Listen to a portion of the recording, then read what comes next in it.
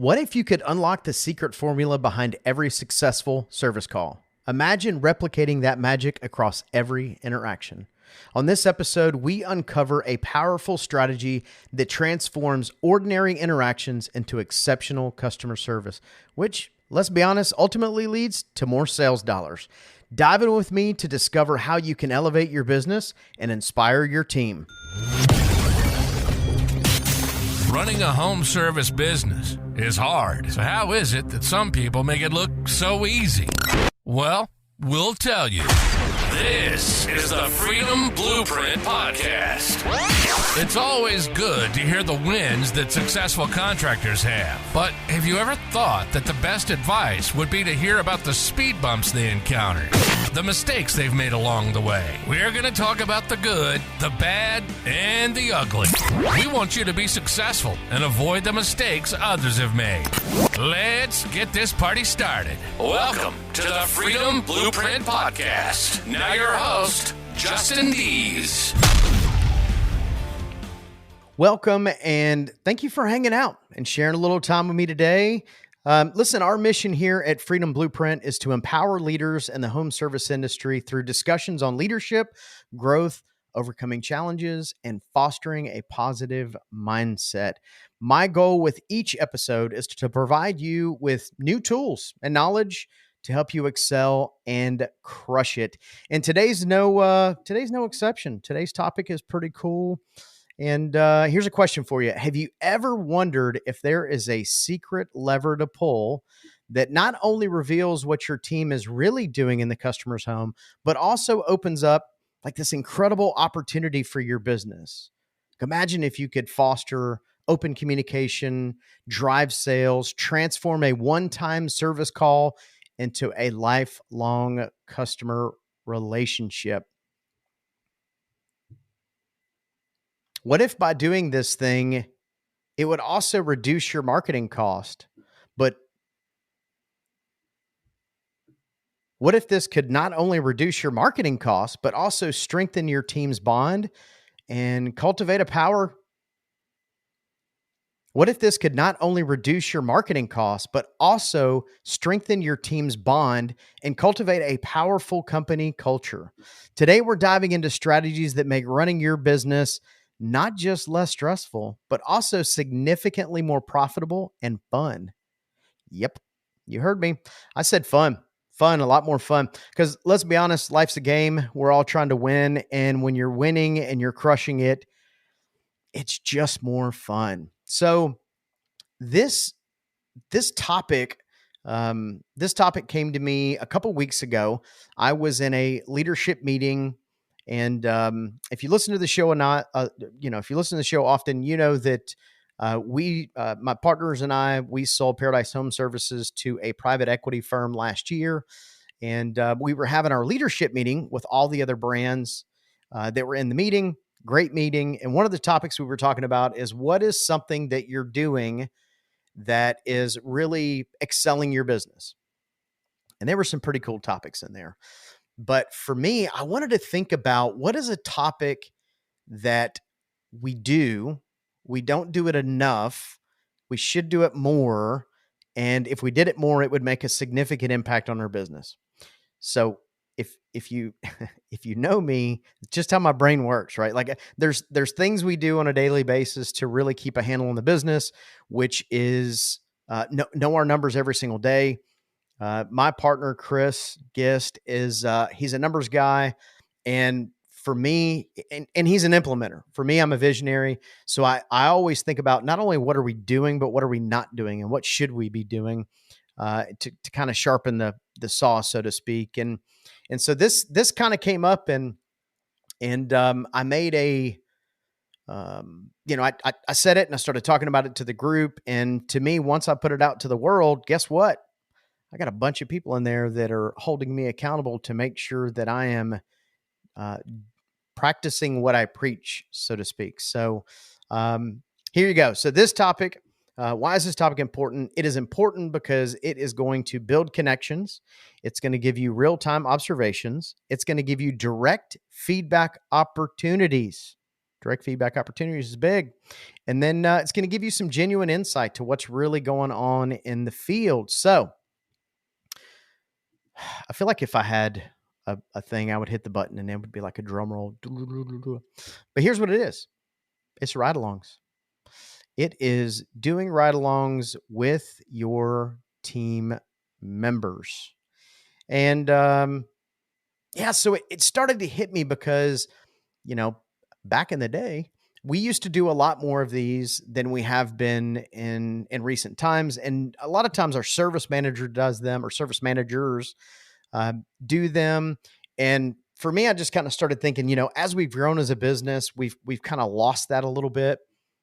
And so I started talking about this in the meeting, and I started thinking about really, when can I do it? So I sat down with my partner Gist, and we kind of worked out some time. I'm like, I want to go all in.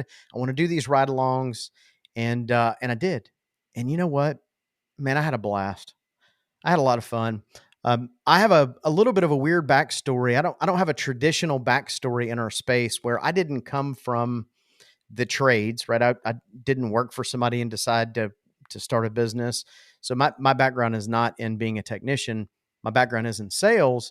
So doing ride-alongs is really a lot of fun for me because I enjoy the sales process. I don't ever want to sell somebody something they don't need, but the process that you go through, the process that the customers go through is, I don't know. So it's a lot of fun for me. So we're going to dive into it. So some of the barriers that owners and leaders have when it comes to doing ride-alongs on a regular basis is a couple things.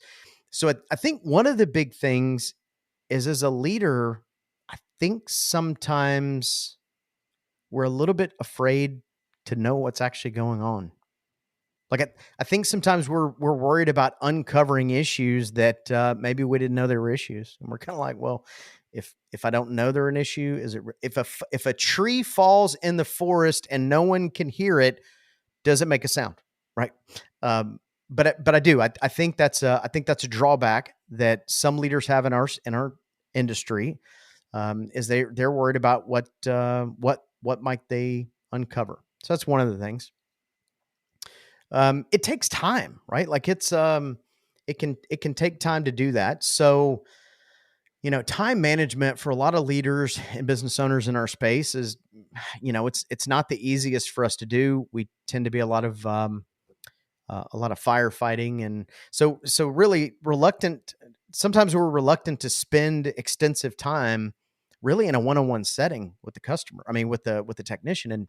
And maybe that's because our brains are thinking about all the other things we've got to do, or maybe we genuinely don't want to spend that much time with the team member. I don't know. I would say if you have a team member that you genuinely don't want to spend a lot of time with, you might want to reevaluate that situation and scenario. I think a lot of leaders, they just fail to prioritize the importance of this. And I think sometimes that as owners, we don't even get or realize how important these are. They are so important. So important. I also think that a lot of times some leaders allow technicians to decide what they're going to do and not do. And I don't see this in ride-alongs as much as I do when we talk about role playing, which, by the way, if you're ever going to do role playing with your team, and you should do that all the time let me say that back. You should do that on a regular basis.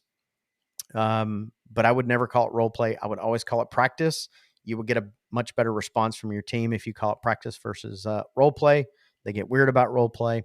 But anyways, don't allow your team to dictate what they want to do, right? I don't know how many golf balls Tiger Woods hits during practice, but it's a bunch of them. And Tiger Woods has been playing professional golf for, I'm going to call it, probably 20, 25 years now. And he still has a coach and he still practices. So yes, your technicians still need to practice, and they need your help by being in the truck with them. Now, let's get off that for just a second.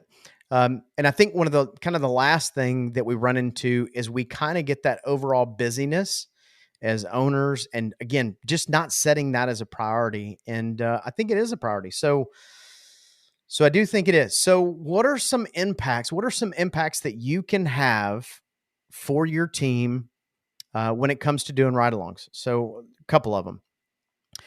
Staff development is a big one, right? So you can do a little bit of on the job training. That doesn't mean coach in front of the customer, but you can do some on the job training. You can, make sure that there's some personal growth happening. You can ensure some quality control, right? Making sure that the technician is being the most efficient. There's times I've done ride-alongs and I've watched a technician walk back and forth to their van no less than 15 times. And uh, gosh, how much time does that burn, right? Versus carry your stuff with you, right? So there's just little stuff. Customer interactions, you can check out how they are doing when it comes to interacting with customers. So, I mean, really, that's a couple of real high level strategic impacts, right? So some very strategic impacts that can happen when you're doing these ride-alongs. And listen, there's a right and there's a wrong way to do this. And we'll get into that in a second. But like any other task that you do, I think one of the most important things you do before you get in a truck, really before you start any project, but especially before you get in a truck with a technician to do a ride along, you got to come up with a goal. Like, what is your goal that you're wanting to accomplish by taking this time to do a ride along? Um, know what the goal is. The other thing is there's different types of ride-alongs, right? So let me give you a quick rundown on that. So a couple different types of ride-alongs. New hire assessments. Oh, these are great. So I am hoping that no one listening hires a technician and then puts them in a truck and sends them out in the world. We're going to pretend that if you listen to this show, you're not that owner, you're not that leader. So we're going to pretend that you don't, if you do that, please, dear Lord, don't do that. But new hire assessments are great because then you can get in the truck with them and you can just kind of see how they flow, right? Because no matter how long they've been doing the thing that your business does, you have to teach them how you do it. Like, what is your way? What is the paradise way that we do that? And ride-alongs is such a great way to do that. So new hire assessments, great way to onboard new team members and really kind of slowly integrate them into what's going on.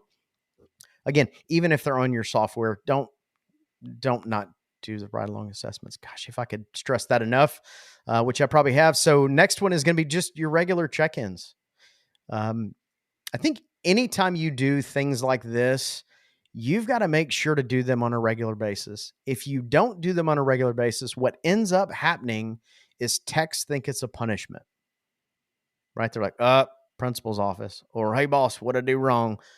You do not want that. That is not the point of a ride along. The point is to really just connect. And anyways, we'll get into that in a minute. But culture, a lot of times, if there is something going on with a specific tech and you decide to jump in and kind of check out what's going on from a mindset culture standpoint, if you're doing them on a regular basis, you can easily jump in and just kind of do a little culture check-in with them. The other way to do this too is you can focus on the sales and presentation skills of the ride along as well. So that's kind of 4 high level ways to do it. And realistically, you're doing all of these things, but you kind of have to have a priority of what you're going to be focused on each one, because you don't want to wear a technician out where when you get done, you're like, well, this was wrong and this was wrong and this was wrong. So this is a big coaching opportunity for you, the owner, you, the leader, in order to really help the technician, kind of drive that thing forward and make sure that they're doing a good job with the customer and doing a good job of representing your brand. So what are some things that you should look for? So kind of key observations during a ride along. Here's the first one for me, okay, let's talk about ground rules before we dig into this. Let's talk about ground rules. So here's the first rule.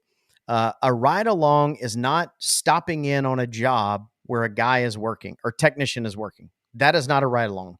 That is a site inspection. 2 totally different things. For a ride along, you got to get in the truck and ride along. Literally, it's in the name. You got to ride along. The reason that this is so important is because there is a lot of things that happen in between calls. There's a lot. And you want to make sure that your team has a good positive mindset. You want to know when they get a call, what is their mindset? Are they looking at that call going, "Oh, I hate that zip code. Oh, I hate that neighborhood. Oh, it's 3 o'clock in the afternoon. I really don't want to go run another call." Like, what is their mindset to make sure that they're in a good place, right? And maybe it's positive. Are they looking at it going, "How? Yeah, man, I'm going to go. I got a 15-year-old, no heat, no cool, whatever you got going on. I'm going to go help this customer, and we're going to sell a new system," right? What is their mindset? That's the first thing, and you can't know that by meeting them on a job site. The other thing is, what are they doing in between calls? So that has to do a mindset too. But are they, when they're writing in between jobs? Gosh, I wish technicians would utilize Automobile University to its fullest. And what I mean is there's so much free education that's in our world now between YouTube, books on tape. I mean, there's so much content and there's so many things out there. I just well, and I say I wish techs. The best techs in between calls are listening to things to improve them and their mindset. The techs that struggle are the ones that in between calls are maybe um, fighting with their significant other on the phone about whatever, or gossiping with other technicians about this thing they don't like, or this tech they don't like, or this dispatcher they don't like, or this whatever. Your best techs are the ones that are they just in general have a positive mindset. Like that's anything in life.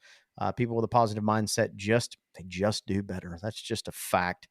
But so you really want to check in on doing that, and you can do that with riding along. The other thing is you don't have to ride along all day with the technician. I would highly recommend that you do if you can do it. I highly recommend doing it, and that includes breaking bread.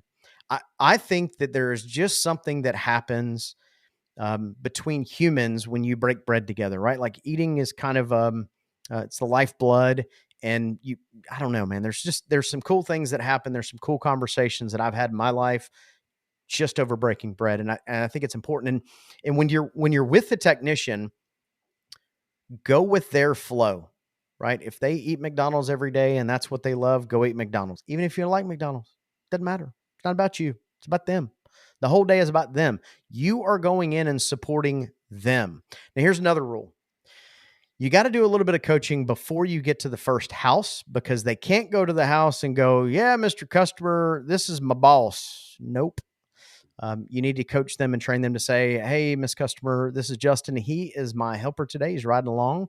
And so if you need anything specific, just if you'll get the questions to me, obviously he can do his best to answer, but I'm going to be your main point of contact." Boom. The other thing is obviously when they set the stage for the customer, because you're there to observe, which means help, which means pick things up, put them down, carry them to the truck, you know, observe without getting in the way. Um, the other big, and this is a big no-no, do not coach the technician while on that call. Do not coach them in front.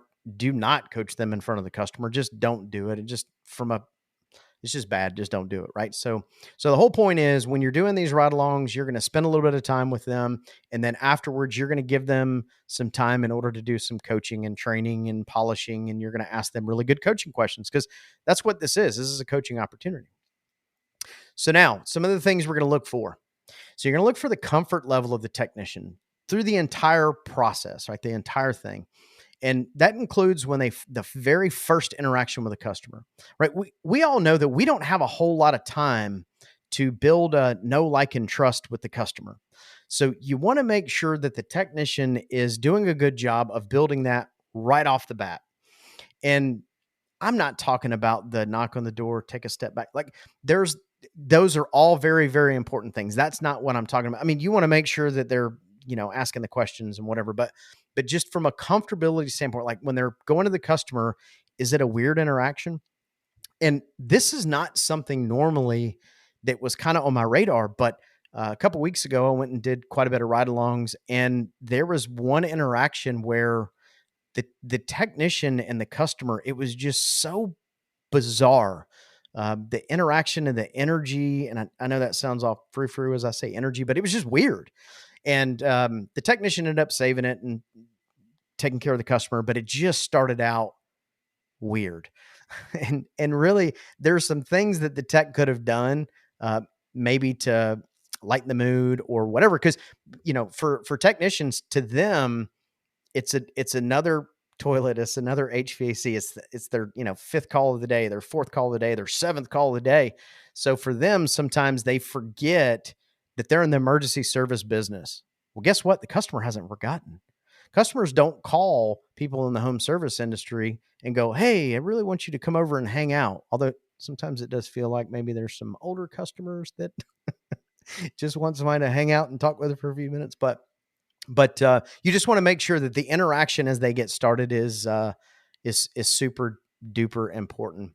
One of the other big things is once you're in the house and you're kind of working and you got a good flow, you want to make sure that the technician is asking good questions. Are they asking good questions? Right? Um, my grandmother was a huge impact on my life. Right? And she passed away a number of years ago. But she was that Southern grandmother. She was about 4 foot tall and would take you down. And she did take me down a couple times.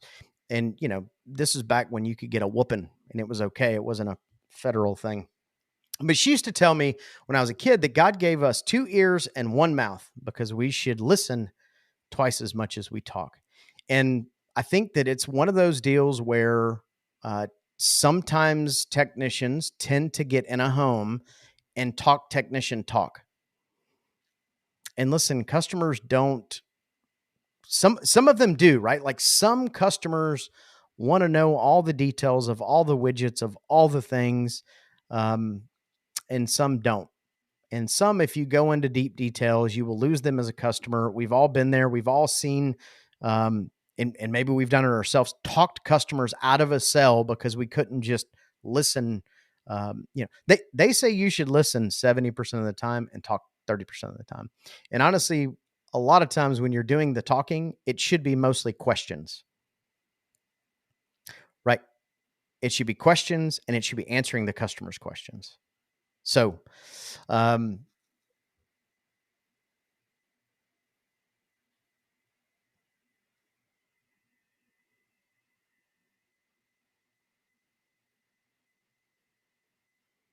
So a lot of times when it comes to, again, over people explaining it, like customers are different. Customers are not all the same. They're not all in the same box. And if you're not doing any training, personality training, whether it be disc training or I know there's some other ones, we specifically work with disc, but you've really got to work with your technicians to make sure that they can read people. This is something that you could smoke out really quick in a role playing exercise. Again, just had this happen last week. A technician was like, no, I don't just over talk and overcomplicate. And we did a role play and he literally went over all this technical stuff, which is great that he knows the information. And I think for a lot of techs, they feel like they're flexing. Like, I know my stuff. Let me tell you about the flux capacitor on this bad boy and da da da. Truth is, most customers, they don't care. They want to know how much, how fast, and how is it going to improve my life. And I will say, like, for instance, if you're coming into my home to sell us an AC system, first of all, my wife makes all of those decisions. She's going to want way more detail than I'm going to want because I'm going to want to know how fast is it going to be until my house can be a comfortable temperature. Like, price is less important than speed and convenience to me, but every customer is different. So make sure you're working with your team. And this is a really good way when you're doing these ride-alongs to really kind of figure out from a technician, is he doing a good job? Are they doing a good job asking questions? Are they over talking too much? Again, do your very best to not coach while you're standing in front of the customer in the house. Wait till afterwards, but make sure you're taking good notes to do that. And then one of the other things too is when they're going through their process of the ride along. So one of the things that I really look for is making sure that they have permission to ask for the sale. I mean, that's kind of an old school Zig Ziglar mentality. You know, I've studied Zig Ziglar. Yeah, listen, the first book anybody ever gave me that I actually read, I was 18 years old, and it was a Zig Ziglar book. And I am not even exaggerating when I say this. It absolutely changed my life. So, not to go down that rabbit hole, but you've got to ask permission. You have to earn permission from the customer to ask for the sale. Otherwise, again, you're talking to the customer, and let's be honest, nobody likes to be talked at. It's just not how it goes. So anyways, just to kind of wrap all this stuff up, ride-alongs are so important. It really gives you an opportunity to build morale with your team. It allows you to figure out some things that might be a little bit janky going on in your business. Like there might be some dispatch versus technician things that you think you got a really good handle on, and until you get in the field, you're like, "Ooh, yeah, there's a thing here that we need to work on." Here's another thing too. A lot of times your systems and processes, when they tend to be set it and forget it, especially when it comes to software. Again, you start riding along with techs, and all of a sudden you're like, why do we do that? They're like, I don't know. We've always done it. Ooh, which by the way, that hurts my heart when anytime I ask the question of why do we do that? And they go, oh, it's just how we've always done it. It's probably time to do it a different way. Like don't ever do shit just because that's the way you've always done it. It's not good. It's not good. So, so it's a good culture build. And honestly, it will help you grow your business, right? So the more techs buy in, the more comfortable they are having these conversations. And honestly, even listen, we all face it when you go in a house and the customer's like, you're charging me how much for what? Like it takes practice as a technician, really as a human, right? Because now you're in like this conversation with a customer that could get hostile pretty quick. So you've got to have training in order to answer the question, lower the temperature of the room, and get past that so that we can talk more about how this is going to improve your life. So there's a ton of sales stuff that goes along with this. And again, I didn't want this to be a 4-hour thing, but I did want to share it with you because by doing these ride-alongs, man, we got to sell a lot of stuff, and I like to sell cool stuff.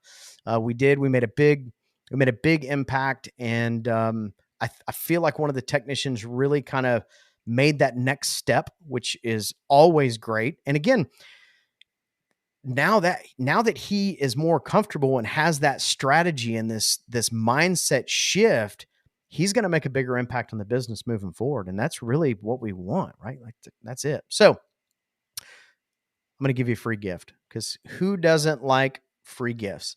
So we do have a ride along guide that we use, and it's a pretty cool guide. It's super easy to use, but it kind of gives some of the things that we talked about, and it lets you rate them.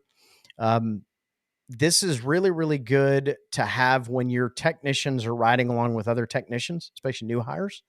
I know in the past the reason I made this form that I'm saying that I will be happy to email you, we made it because technicians ride along together and then they would come back to the shop and oh, how'd it go? And they go, oh yeah, it's okay. It's great. Yeah. He knows what he's doing. We started doing this form, and all of a sudden we started finding things out like fighting with significant other in between calls, or literally chain smoking in between calls, or, or the person was super helpful and they were cleaning up and they were always, there's a ton of good stuff to it. So if you email me at justin@justindeese.com, I will email you a copy of it. Also, while we're in here too, I want to say thank you. I get a lot of emails, way more than I would have ever anticipated getting from doing these and from doing these podcasts. And it means a lot to me. Thank you. A couple shows I've been to here in the last couple of months, people have come up and they're like, man, I really like this podcast. That is, I can't even tell you how cool that is and how awesome it is. So if you ever see me and we're at an event or whatever, please don't be hesitant to come up and who doesn't like to hear cool stuff, right? Like we all hear it. So listen, if you found value in today's episode, subscribe, man. Subscribe. So then every time a podcast drops, you will get it, and then leave a review. Just like in your service business, reviews are important.